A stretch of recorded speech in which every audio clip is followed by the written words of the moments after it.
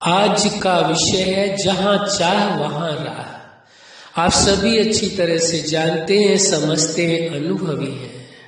संसार में हर मनुष्य के लिए एक सिद्धांत के रूप में है जो दुनिया के अधिक से अधिक लोग इस बात को मानते हैं कि जहां चाह वहां राह। यदि आप किसी चीज को चाहते हैं तो आपको मार्ग अवश्य मिल जाता है और आप उस मार्ग पर चल करके मंजिल तक अवश्य पहुंच जाते हैं, लेकिन चाह अवश्य होनी चाहिए। जब तक चाहत नहीं है किसी चीज की तब तक मंजिल पर पहुंचना बहुत मुश्किल हो जाता है। तो पहले ये तो निश्चित करना होगा कि आप अपने जीवन में चाहते क्या है, आप अपने संबंधों के साथ क्या चाहते हैं, आप सांसारिक प्राप्तियों में क्या प्राप्ति करना चाहते हैं। ये तो आपका निर्णय एकदम निश्चित होना चाहिए, स्पष्ट होना चाहिए आपके जीवन में कि आप जीवन में चाहते क्या है आखिर। और जहां चाह है वहां राह अवश्य मिल जाती है, मंजिल अवश्य मिल जाती है, ये निश्चित है, इसमें कोई शक नहीं है। लेकिन चाहत प्रबल होनी चाहिए। ऐसे नहीं कि बस चाहत है, सोच लिया कि हाँ ये होना चाहिए, ये जरूरत है, उसके बाद भूल गए, उस विषय को कभी पुनः याद ही नहीं किया, न उसके लिए कोई प्रयत्न किया।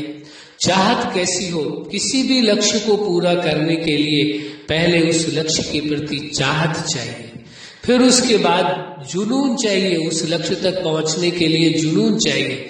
एकदम जुनून हो कि मुझे हर कंडीशन में उस लक्ष्य तक पहुंचना है, और इतना जुनून हो कि वो जुनून दीवानगी में बदल जाए कि बस जब तक उस लक्ष्य तक नहीं पहुंचेंगे तब तक पीछे मुड़ करके नहीं देखना है, मंजिल तक अवश्य पहुंचना है। तो जब ऐसी चाहत होती है अपनी मंजिल तक पहुंचने के लिए, चाहत होता क्या है कि व्यक्ति चाहत केवल लक्ष्य के लिए रख लेता है कि ये हमें लक्ष्य है, ये हमें पाना चाहिए, लेकिन उसकी जो मंजिल है वहां तक पहुंचने की वो चाहत कम हो जाती है। तो जब उसकी चाहत कम हो जाएगी या उसे कार्य को करने के लिए जो आपको प्रयास करना पड़ेगा, प्रयत्न करना पड़ेगा, किसी प्रकार का कदम उठाना होगा, उसमें चाहत कम हो जाती है। ठीक है, आज नहीं फिर कर लेंगे, तो इसका मतलब चाहत लक्ष्य की तो थी कि ये पाना है, उसकी तो चाहत थी, लेकिन उसके लिए प्रयास की चाहत कम हो गई और जो मंजिल तक पहुंचने की चाहत कम हो गई। जितना मंजिल तक पहुंचने की आपकी प्रबल चाहत होगी और लक्ष्य के प्रति चाहत होगी और कार्य के प्रति भी चाहत होगी, उस लक्ष्य तक पहुंचने के लिए जो प्रयास की आवश्यकता है उसके प्रति भी पूरी चाहत होगी और जुनून के साथ करें और दीवानगी में उसे परिवर्तित कर ले तो सफलता आपके कदम चूमेगी, इसमें दो राय नहीं है। लेकिन चाहत संपूर्ण चाहत होनी चाहिए, आधी अधूरी चाहत नहीं। चाहत तो रखी, हो जाएगा तो ठीक है, नहीं हो जाएगा तो ठीक है, तो ये चाहत कहाँ हुई। ये तो ये हो गया तो ठीक है, ना हो गया तो ठीक है, तो फिर उसी हिसाब से व्यक्ति कदम उठाता है। जैसी आप सोच रखते हैं वैसा ही आपका कदम उठता है, वैसा ही आपका जीवन चलता है। इसलिए ये देखने की आवश्यकता है। फिर ये भी देखना है कि वो चाहत आपकी कहाँ है, किससे है। आपको देखना है लाइफ के किस पार्ट में आप क्या चाहते हैं।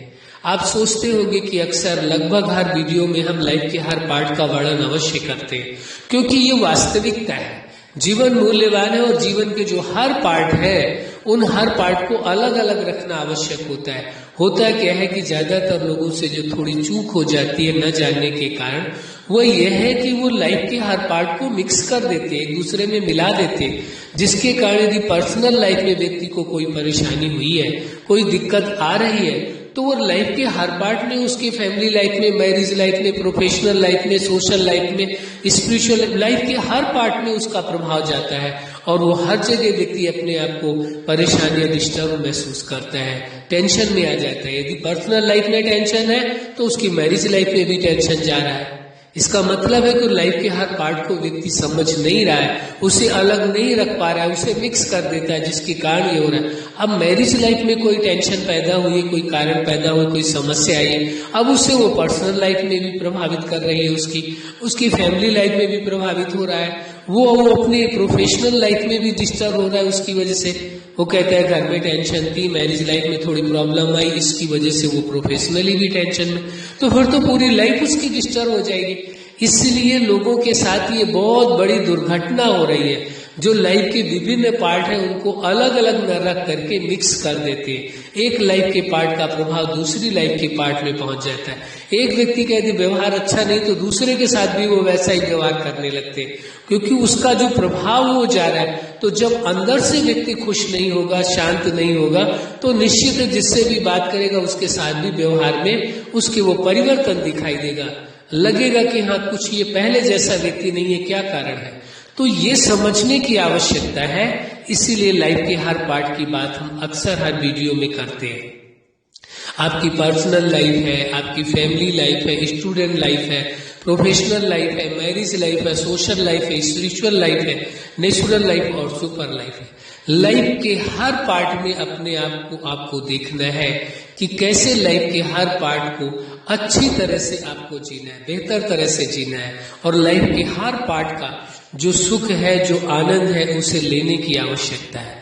इसलिए बहुत जरूरी हो जाता है कि जो आपने लाइफ में लाइफ के किसी भी पार्ट के लिए जो आपने चाहत रखी है कि जहां चाह वहां राह जो कहा गया है, तो जो चाह है आपकी कि लाइफ के इस पार्ट में आप चाहते कि हर पार्ट में आप अपनी पर्सनल लाइफ में क्या चाहते हैं, आप अपने फैमिली लाइफ में क्या चाहते हैं, आप स्टूडेंट लाइफ में अपने क्या चाहते हैं, तो वो तो सब बनाना पड़ेगा, आपको निश्चित करना पड़ेगा। आप ये कहें हम बता दें, हम कैसे बता सकते हैं आपको? आप अपनी लाइफ में क्या चाहते हैं वो आपको ही निश्चित करना पड़ेगा, डिसाइड करना पड़ेगा।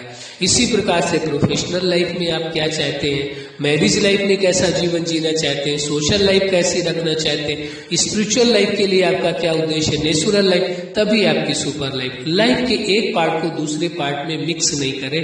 ये हम अवश्य आपसे कहेंगे कि आप लाइफ के एक पार्ट की कोई समस्या है तो वही का वही आप उसे ठीक करें, नहीं ठीक हो रहे उसे वही छोड़ दें कि दूसरे दिन फिर उसी लाइफ के पार्ट में जब आएंगे तब मान लीजिए प्रोफेशनली आपको कोई दिक्कत हो रही, प्रोफेशनल लाइफ में आपको कोई परेशानी हो रही, तो उसमें आप ठीक करिए, नहीं ठीक हो पाया छोड़ दीजिए। जब आप घर जाए अपनी फैमिली लाइफ में, अपनी मैरिज लाइफ में, वहां अच्छे से उन लोगों के साथ रहे, वहां ये ना दिखाई दे कि प्रोफेशन में आपके कोई दिक्कत आई है तो वही स्ट्रेस, वह तनाव आपके चेहरे में दिखाई दे, आपके व्यवहार में दिखाई दे, आपकी बोलचाल में दिखाई दे। यदि आप ऐसा करते हैं तो इसका मतलब है कि आप अपनी लाइफ को स्वयं ही, अपनी पर्सनल लाइफ को मैनेज नहीं कर पा रहे। उसे मैनेजमेंट तो सीखना पड़ेगा आपको, अपने आप ही सीख लेंगे आप। लाइफ के हर पार्ट को अलग रखना पहले शुरू करें, और जैसे ही अलग रखेंगे आप सीख जाएंगे, अपने आप सीख जाएंगे, क्योंकि आपके पास वो सामर्थ्य है, वो समझ है, सब कुछ है। आप कोई साधारण नहीं है, आप विशेष है, क्योंकि उस जीवन दाता ने सभी को अपने समान विशेषताएं दी है, गुण दिया है, सामर्थ्य दिया है, और आप अपने आप में यूनिक है, विशेष है। आप जैसा केवल आप ही हो सकते हैं, कोई और नहीं दुनिया में हो सकता है। इसलिए आप अपनी वास्तविकता को समझें, और जो आज का विषय जहां चाहे वहां राह अवश्य मिल जाएगी। जब आप ढूंढने की कोशिश करेंगे, देखिए आप लाइफ के हर पार्ट में आप क्या चाहते हैं, किस मंजिल तक पहुंचना चाहते हैं, आप अवश्य पहुंचेंगे। दुनिया की कोई ताकत आपको आपकी मंजिल से दूर नहीं कर सकती, कोई नहीं रोक सकता है। आपका इरादा मजबूत होना चाहिए, चाहत मजबूत होनी चाहिए, राह अवश्य मिल जाएगी और मंजिल तक आप अवश्य पहुंचेंगे। अच्छा, आप अपने जीवन के हर क्षेत्र में, हर लक्ष्य में सफल रहें। आज का विषय जहां चाह वहां राह। आपके जीवन में खुशियां हो, प्रेम हो, सुख हो, आनंद हो, यही हमारी हार्दिक शुभकामना है। सदा खुश रहें, मुस्कुराते रहें। धन्यवाद।